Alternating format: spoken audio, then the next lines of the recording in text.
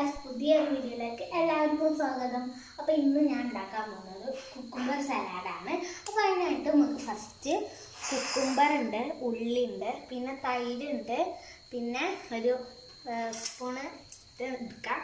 First നമുക്ക് ഇതിലേക്ക് cucumber കുറച്ച് ആഡ് ചെയ്തെടുക്കാം. അതിൻ്റെ മുകളിലേക്ക് കുറച്ച് സവാള ഇട്ടെടുക്കാം. അതിൻ്റെ മുകളിലേക്ക് പിന്നെ കുക്കുംബർ ഇട്ടെടുക്കാം,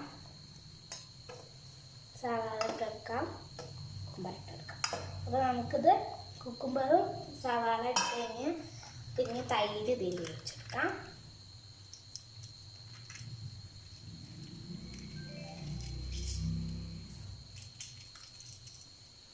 ഇതൊന്ന് മിക്സ് ചെയ്തെടുക്കാം. നമുക്ക് കുറച്ച് ഉപ്പിട്ട് കൊടുക്കാം കേട്ടോ. ഉപ്പിട്ട് കൊടുക്കാൻ ഞാൻ മറന്നു.